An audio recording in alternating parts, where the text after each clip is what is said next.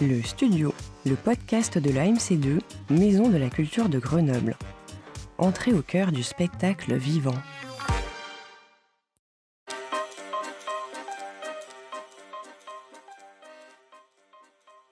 Aujourd'hui, dans le studio, je suis avec Adèle Gascuel et Catherine Hargreaves. Elles ont mis en scène et interprètent la pièce La Dernière Séance, jouée du 10 au 12 octobre à la MC2. Elles co-dirigent la compagnie Les Sept Sœurs, créée en 2004.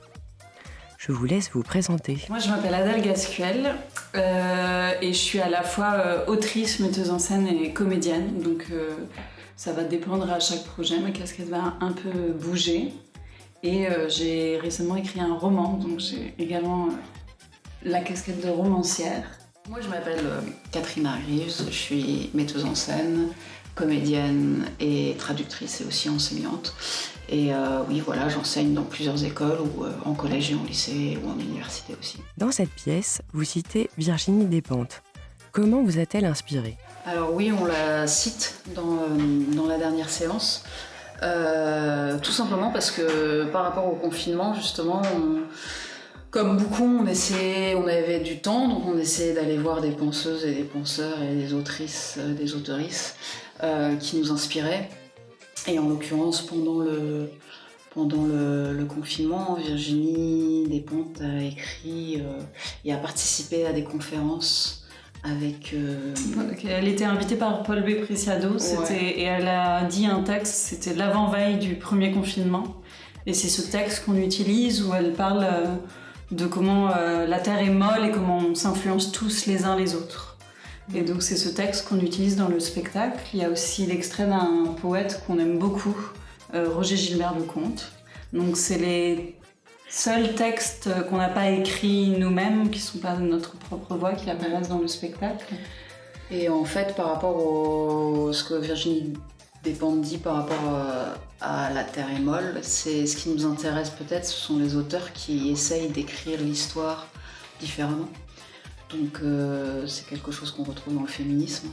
C'est revoir des thèmes rebattus et revus par tout le monde, mais en donnant une nouvelle vision. Donc c'est vrai qu'il y a plus d'auteurs femmes, d'autrices femmes, qui nous inspirent dans ce sens-là, mais il y a aussi des auteurs actuels hommes qui réécrivent l'histoire en lui redonnant sa multiplicité. Ils la réécrivent pas pour la transformer, mais pour juste donner sa multiplicité. En tout cas, il y a c'est quelque chose dont on parle dans le spectacle, il y a un mouvement féministe aujourd'hui qui donne de l'espoir et de l'énergie en fait, dans le fait d'essayer de dévier du monde tel qu'il va. Et c'est une pensée qui est présente dans la dernière séance, de penser la vie qui se crée, le vivant qui avance comme une manière d'être tous interconnectés et de pouvoir dévier du monde tel qu'il va. Et qu'est-ce qui nous met en mouvement ? Et il y a autant des penseurs de l'écologie que du féminisme qui là-dedans nous inspirent. Que des scientifiques. Ouais. Et puis de la poésie aussi. Quel sujet vous inspire le plus pour créer ? On peut dire qu'on s'intéresse à des enjeux contemporains et à la fois à des créations qui passent par une écriture de plateau, où on va coécrire des spectacles ensemble. Et puis ça nous arrive aussi de travailler sur des textes déjà écrits, soit des textes que moi j'ai écrits, soit des textes d'auteurs ou d'autrices contemporaines qu'on va monter. En grande majorité du contemporain.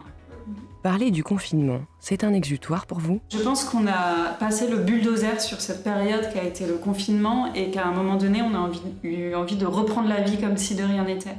Et pour l'instant, l'expérience de le jouer nous a prouvé que ça faisait extrêmement du bien aux spectatrices de se replonger dans cette période et dans les possibles, les espoirs, les questionnements ou les difficultés auxquelles elles avaient été confrontées pendant cette période, et qu'en fait ça sert aussi de processus de réparation, de retraverser cette période et de la faire rentrer dans le réel, parce que c'était une période exceptionnelle et en même temps on l'a très vite oubliée et voulu ne plus rien en savoir. Et c'est très effrayant, parce que c'est quoi ce discours ? Non, on veut pas en parler, on fait comme si de rien n'était, il faut qu'on passe dans la vie, c'était juste un petit épisode. Ben non, il a duré plusieurs années cet épisode, ça s'oublie pas comme ça, il y a des gens qui en ont extrêmement souffert, pour d'autres ça a été une occasion de découvrir des nouvelles choses. c'est pas possible. Enfin, il est encore, cet épisode est encore riche de plein de choses et c'est bien qu'on ne l'oublie pas et qu'on ne l'efface pas, sans pour autant être lourd.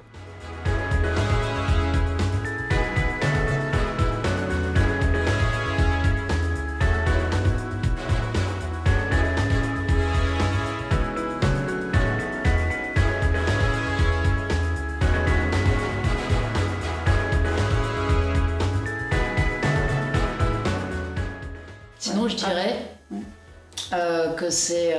on aime bien dans nos spectacles que le spectateur participe à l'histoire qui se crée. Ça ne veut pas dire qu'il monte forcément sur scène, il peut. Ça ne veut pas dire qu'on l'oblige à être acteur. On ne kidnappe jamais personne dans un spectacle. On ne kidnappe jamais personne. Ça peut arriver, hein. Ça pourrait arriver, mais pas dans ce spectacle-là en tout cas. Mais on aime bien que le spectateur ait l'impression qu'il est en train de créer ce qu'il voit. Donc moi je sais que je cherche ces spectacles-là en tant que spectatrice. Moi je crois que dans nos spectacles, ce qui nous intéresse, c'est de se balader dans des émotions qui peuvent être très variées et très contradictoires. Et je pense qu'il y a ça dans nos 2 spectacles cette saison, c'est-à-dire une histoire intime qui peut être parfois très dure et en même temps un rapport au comics. Vous avez animé un atelier de théâtre pour un autre de vos spectacles avec des comédiens en situation de handicap. Est-ce que ça change votre approche ? Alors, pour moi, un atelier ne se déroule pas de la même façon selon les personnes auxquelles il s'adresse.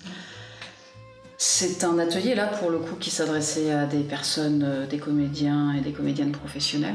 Donc j'ai utilisé les mêmes exercices que j'utilise avec des comédiens qui seraient valides.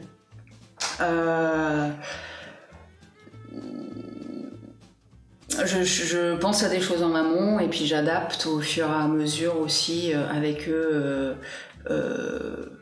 Mais j'adapte pour n'importe quel comédien avec qui je vais travailler, c'est-à-dire que si c'est des comédiens très jeunes, je vais peut-être travailler d'une certaine façon. Si c'est des comédiens porteurs de situations de handicap, ça veut rien dire dans un sens, parce qu'il y a plein de handicaps différents. Donc peut-être qu'il y a des personnes qui vont avoir des problèmes avec le bruit qui est trop fort, d'autres qui vont pas vouloir qu'on les touche, d'autres qui ont un problème parce qu'ils peuvent pas lire. Donc, est-ce que c'est des improvisateurs ? Est-ce qu'ils aiment bouger avec leur corps ? Enfin, finalement, c'est plein de données qui... Par contre, ce que je fais, c'est que j'essaye de m'adresser à des gens qui ont l'habitude, à des personnes concernées ou à des personnes qui travaillent en milieu adapté, par exemple, pour savoir ce qu'eux ont fait, parce que nous, on commence. Et voilà. Mais j'aurais envie de dire, sans faux discours, que voilà... quel que soit le groupe avec lequel on travaille, on va adapter, porteur de handicap ou pas. Parce que l'idée, c'est d'essayer de faire parler le comédien qui sommeille en elle ou eux. Voilà. Et donc il faut s'adapter à elle ou eux. Tous les ateliers, pour moi, nourrissent les créations que je suis en train de faire.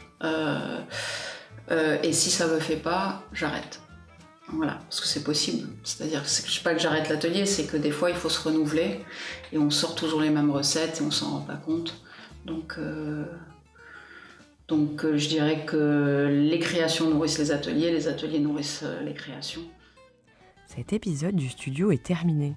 Je remercie Adèle Gascuel et Catherine Hargreaves pour leur participation. Je remercie aussi Jeanne, Anaïs et Hakim pour leur aide en studio. Belle journée à vous.